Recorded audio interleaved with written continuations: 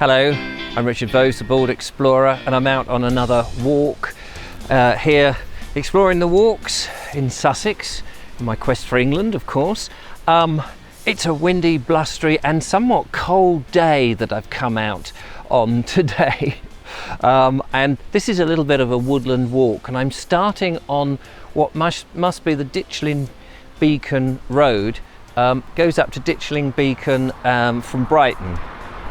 And of course I'll stick a 3-word location up so you can pinpoint exactly where this walk is starting from. And I've parked up. You can just about park on the side of the road there. You can see my car. Pretty much it's a woodlandish walk, and it should take me down to Stanmer Park. Well, it's in Stanmer Park again, but it should take me right down to the church, assuming I get there, because well, it was sunny when I got up this morning. It suddenly changed into this rather grey and somewhat windy day. So we'll see how far we get.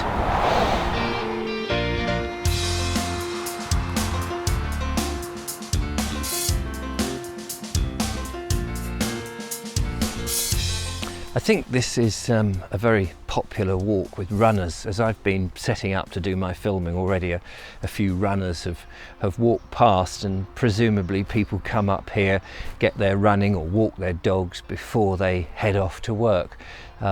It's just north of Brighton, so it's ideally situated.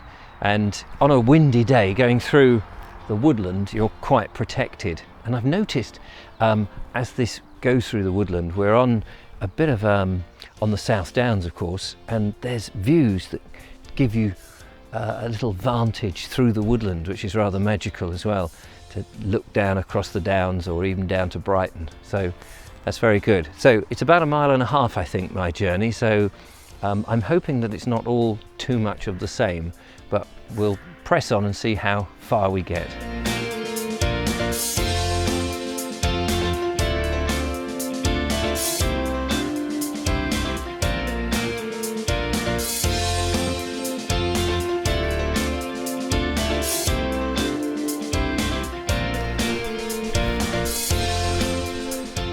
Right, well, I have to confess, I've gone wrong. Yes, no, don't laugh. I've gone wrong. When I parked the car, I saw the sign, saw the thing, and I went right, should have gone left. But that meant that I got the views that I wanted to see, and some lovely little sheep who were poking their heads out at me through the, on the field just behind me. Anyway, that's all by the way, because I'm supposed to be going this way and it arcs round instead of goes directly south. So let's try that again, shall we?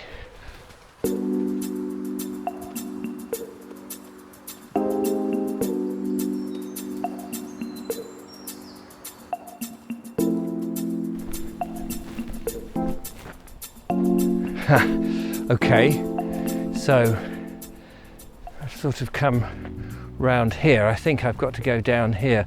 This is not as easy as I first imagined. On the map there's a clear definition of one path that way, one path this way, which is what this sign says.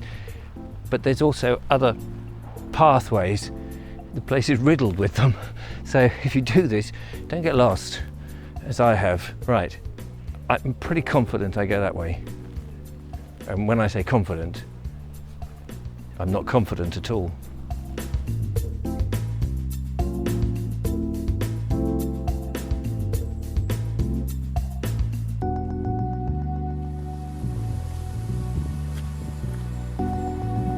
Wow, I've just come off the path, because there's this, as I said, there's a myriad of little paths, and there's a house just up here, and I think that's a farm. And on the map I'm supposed to go past a farm, and actually you're supposed to have this view, and here it is, this amazing view. I guess looking, well, this must be eastwards, I suppose, because the sun is just over there and it's early in the morning as I'm filming, and we get this incredible view, and then the ridge of the Downs this way heading eastwards, which looks fantastic as well.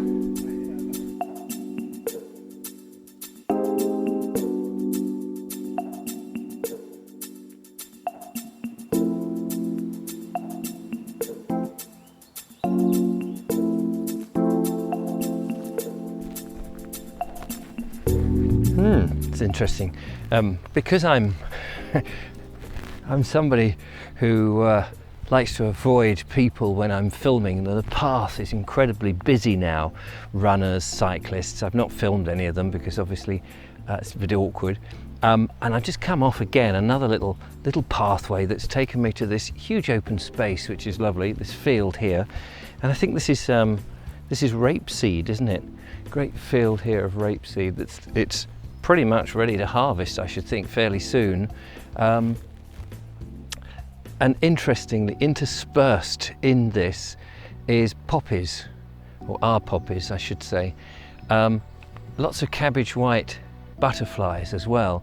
And I was told that the poppies, this is an interesting thing, I was told that the poppies are not necessarily planted with the field, that they were planted during the war for opium, for relieving pain. And I think during the First World War, I think they were planted, possibly the Second World War, and they just keep coming up. They're very resilient and they just keep coming up, and it doesn't matter how much you try to get shot of them, because they come up and they deliver their seeds. But they don't really, I think, interfere with the crop, at least I hope not. But yeah, you see them scattered about, poking out. Adds a bit of colour to the landscape and stops that monoculture that I talk about. So it's great to see some butterflies in the fields, and possibly some other things in amongst this field. So that's really encouraging.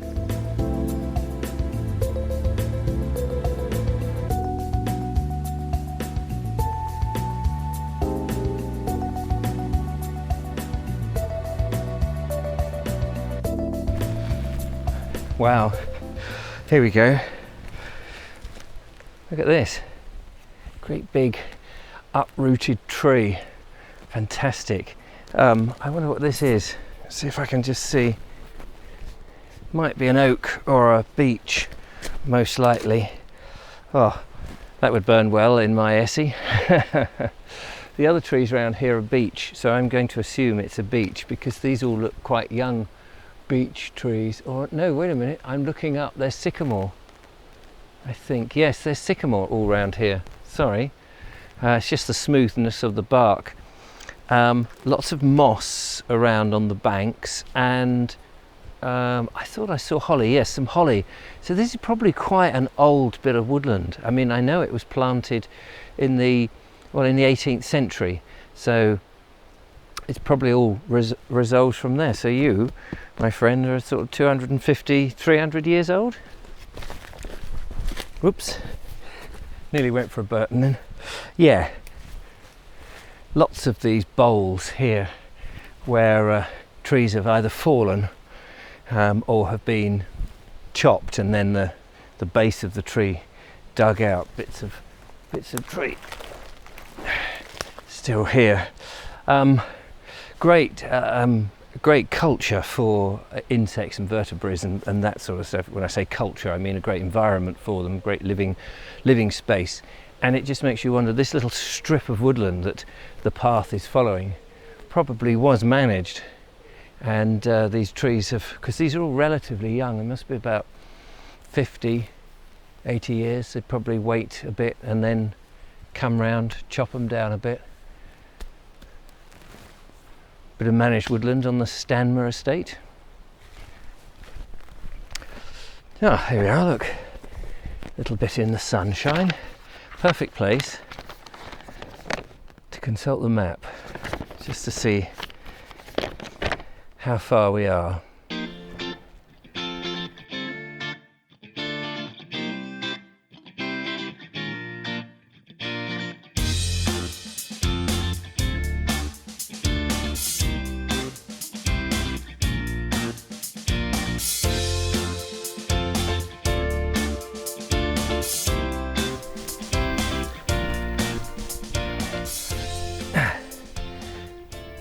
Look at this. That is clover, and I gather clover you can eat. Smells very nice. Apparently it's the flowers that you can eat. I've never tried this. It's great that there's a few wildflowers here and some insects and things. Apparently you can eat, there's a lot of things that you can eat, and I need to explore that.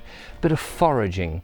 I would like to know what plants, what wildflowers that are not rare, that you shouldn't pick, that you can forage from hedgerows and from the grasses, and you know, what you can actually eat raw when you're out and about.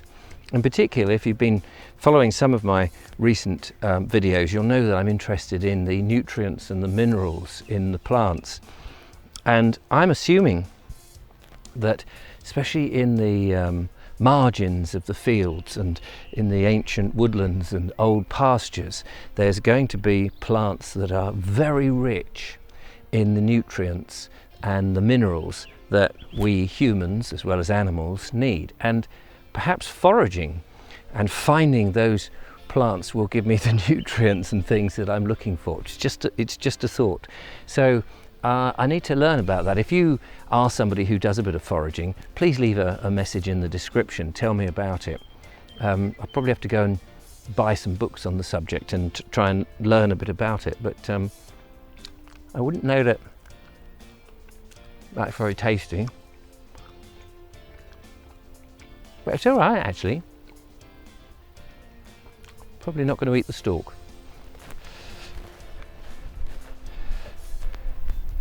This is an amazing place. Sorry about any wind that's hitting the microphone, by the way.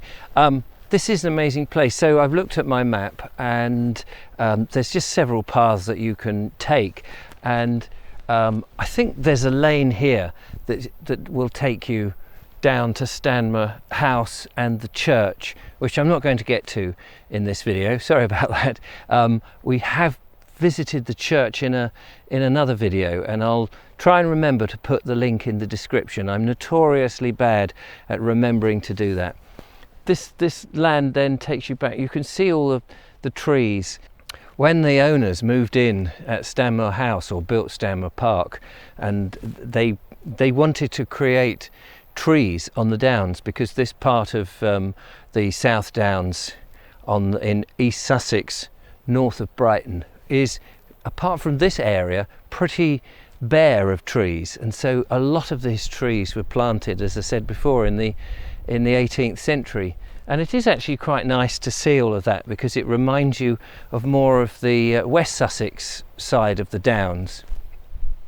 So lots of trees here, and I've obviously just been walking through one of the many trails here, so definitely worth coming and exploring. But not only that, the great thing is you do get these gates with the access land. So you've got the lanes, but you've got this wide assortment of great grass to go and walk on and just explore. So it's really, really good. Anyway, that's it for this video. So thank you so much for watching. Don't forget to follow, like and subscribe, become a patron, and support what I do, and I'll bring you on some more of these journeys. Till next time, thanks for watching. Bye bye.